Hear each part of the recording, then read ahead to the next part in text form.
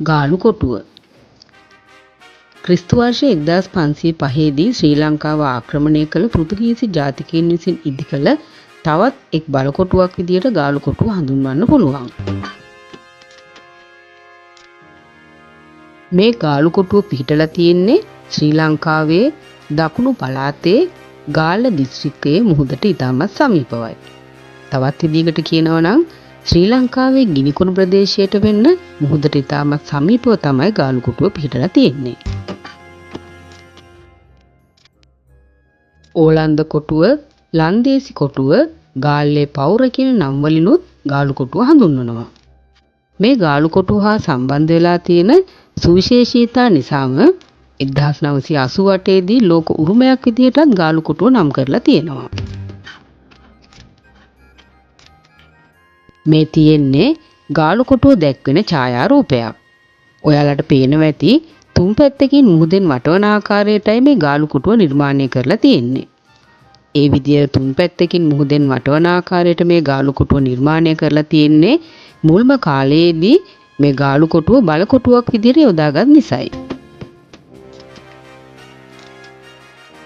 මේ ගාලු කොටුවට ඇතුළු වෙන ප්‍රධාන දොරටු දෙකක් තියෙනවා.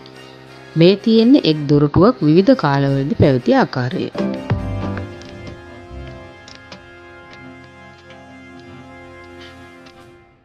මේ තියෙන්නේ අනෙක් දොරටුව.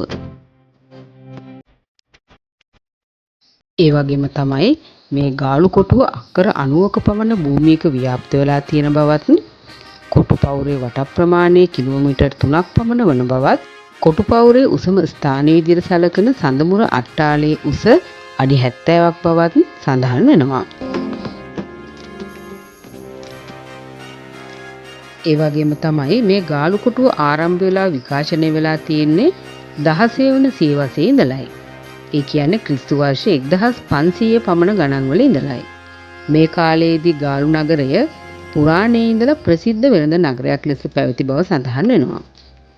1500 ගණන් වලදී ගාලු වරාය පෙරදිග දියුණු වරායක් ලෙසත් ඉතාමත් හොඳ වෙළඳ මධ්‍යස්ථානයක් ලෙසත් පැවතිලා තියෙනවා. මේ වගේ තත්ත්වයක් පවතින කාලයේදී ඒ කියන්නේ ක්‍රිස්තු වර්ෂ 1505 දී පෘතුගාලයේ ඉඳලා නාවික සංචාරකයෙක් දුණු පෘතුගීසි ජාතික නැවියෙක් වූ ලොරෙන්සෝ ද අල්මේදා තමන්ගේ නාවික කණ්ඩායමත් සමග අහම්බෙන් ගාලු වරායට ගොඩ බැසලා තියෙනවා.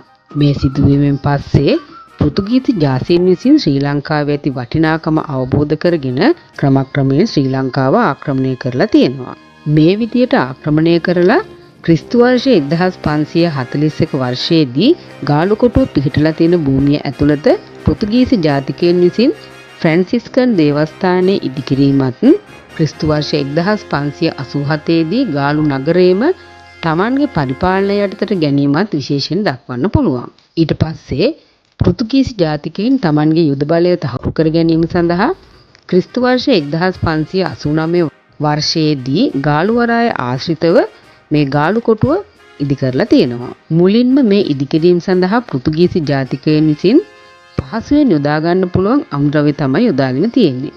ඒ කියන්නේ ගල්, හුණු ගල්, මැටි, පුවක් කොට, තල් කොට වගේ අමුද්‍රව්‍ය. මේ විදියට මේ අමුද්‍රව්‍ය යොදාගෙන ඉදි කරපු මුල්ම බැම්ම සහිත කොටු පවුර කළු කොටුව කියලා හඳුන්වලා තියෙනවා. මේ ඉදිකිරීමෙන් පස්සේ පෘතුගීසි ජාතිකයන් තමන්ගේ අවශ්‍යතාවය අනුව මේ බලකොටුව ඇතුළත විවිධ ඉදිකිරීම් කරලා තියෙනවා.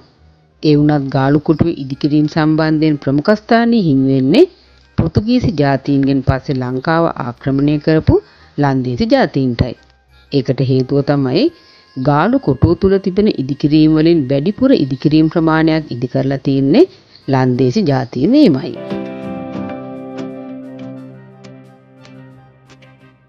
පෘතුගීසි ජාතීන්ගෙන් පසුව ශ්‍රී ලංකාව ආක්‍රමණය කරන්නේ ඕලන්දයේ ඉඳලා පැමිණෙන ලන්දේසි ජාතීන් විසිනුයි. මේ ලන්දේසි ජාතීන්ව ලංකාවට ගෙන්වා ගන්නේ පෘතුගීසි ජාතීන්ව ශ්‍රී ලංකාවෙන් පන්වා හැරීමට එවකට රජ කළ රජුට සහාය ලබා ගැනීම පිණිසයි.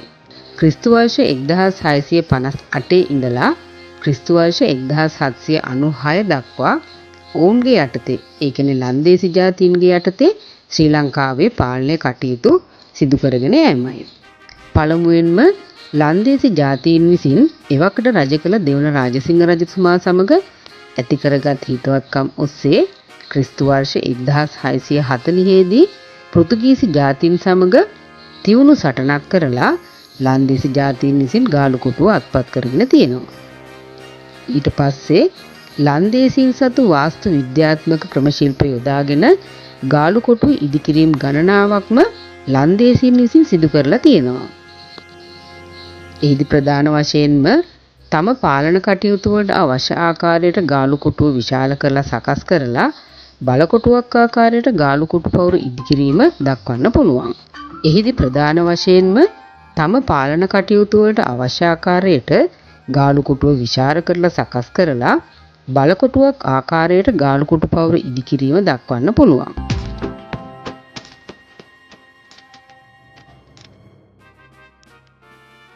මීට අමතරව පෘතුගීසි ජාතීන් විසින් කාලතුවක්කු සවි කරලා ඉදි කරලා තිබුණු අට්ටාල හෙවත් බැස්ටියන් 16ක් එකිනෙකට යා කරලා ලන්දේසි ජාතීන් විසින් සුවිශේෂ බලකොටුවක් ඉදිකිරීමත් විශේෂයෙන් දක්වන්න පුළුවන්.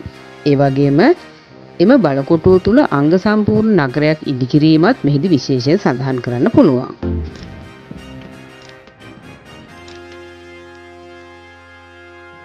මේ විදියට ගාලු කොටුව තුර ඉදිකළ සමුද්‍ර කෞතුකාගාරය, පැරණි ලන්දේසි බඩු කබඩාව,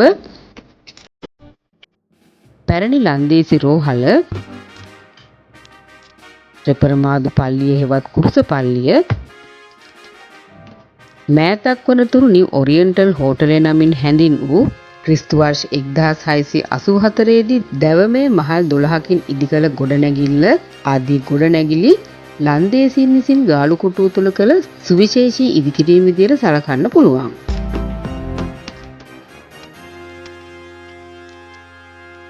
මේ විදියට ලන්දේසීන් විසින් විශාල කරලා ඉදිකරපු ගාලු කොටුව ක්‍රිස්තු වර්ෂ 1796 දී ශ්‍රී ලංකාව ආක්‍රමණය කරපු බ්‍රිතාන්‍ය ජාතිකයින් එහෙමත් නැත්නම් ඉංග්‍රීසි ජාතිකයින් අත්පත් කර ගන්නවා. ඒ විදියට අත්පත් කරගෙන ක්‍රිස්තු වර්ෂ 1948 දී බ්‍රිතාන්‍ය ජාතිකයින්ගේ නිදහස ලබා ගන්නත් එක්ම ඉංග්‍රීසි ජාතිකයින් බලකොටුවක් ලෙස යොදාගෙන තියෙනවා. මෙහිදී ඉංග්‍රීසි ජාතීන් විසිනුත් ගාලු කොටුව සංවර්ධනය කරමින් නඩත්තු කටයුතු කරගෙන ගියත් එම සංවර්ධනය කිරීම ලන්දේසි ජාතීන් තරම් නොවූ බව දක්වලා තියෙනවා.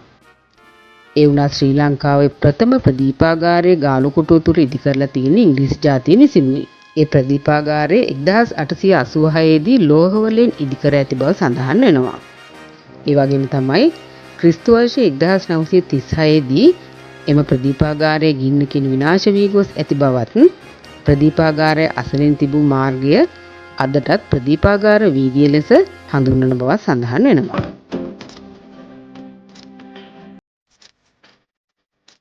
මීට අමතරව ගාලු කොටුව තුල ඇති ඔරලෝසු කණුව ඉදි කරලා තියෙන්නේ ඉංග්‍රීසි ජාතීන් විසින්මයි. මේ ඔරලෝසු කණුව ඉදි කරලා තියෙන්නේ ක්‍රිස්තු වර්ෂ 1883 දී ගාල්ල මහනගර සභාවේ ප්‍රථම සභිකයා වූ පීටර් ඩැනියල් අන්තෝනි මහතා සිහිවීම සඳහා බවයි සඳහන් වෙන්නේ. කොහොම වුණත් ක්‍රිස්තු වර්ෂ 1948 දී ශ්‍රී ලංකාව ඉංග්‍රීසි ජාතීන්ගෙන් නිදහස ලබා ගැනීමෙන් පස්සේ ගාලු කොටුවට කිසිදු හානියක් නැතුව නඩත්තු වන බව සඳහන් වෙනවා.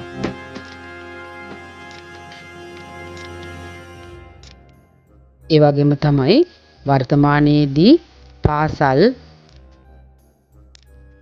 පන්සල්, පල්ලි, රජයේ ආයතන,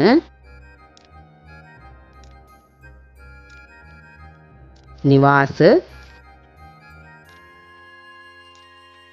පෞද්ගලික ආයතන, කඩසාප්පු, හෝටල් සහ අගනා මංමාවත් වලින් සමන්විත වූ සංචාරකීන් ආකර්ෂණය කරගන්නා වූ සජීවී නගරයක් ලෙස ගාලු කොටුව පවතින අතර ශ්‍රී ලංකාවට ඇති වාස්තු විද්‍යාත්මක හා පුරා විද්‍යාත්මක දායාදයක් ලෙසත් මේ ගාලු කොටුව සැලකෙනවා. මෙවැනි වටිනාකමක් ඇති නිසාමයි 1988 වර්ෂයේදී යුනෙස්කෝ සංවිධානය විසින් ගාලු කොටුව ලෝක උරුමයක් විදිහට නම් කරලා තියෙන්නේ. දැන් ඔයාලා සියලු දෙනාටම අවබෝධ වෙනවා ඇති ගාලු කොටුව පිළිබඳව තොරතුරු. මෙවැනි තොරතුරු ගණනාවකින් විශේෂිත වෙලා තියෙන මේ ගාලුකොටුව ඓතිහාසික ස්ථානයක් විදියට තවදුරටත් රැකගැනීමෙන් ආරක්ෂා කිරීම අප කාගේ යුතුකමක් වෙන වගකීමක් වෙනවා.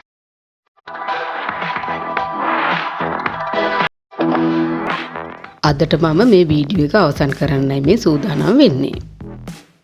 මේ වගේ අධ්‍යාපනික වශයෙන් වැදගත් වීඩියෝ නිතර බලන්න නම් අපේ සිප්පල YouTube channel එක subscribe කරන්න.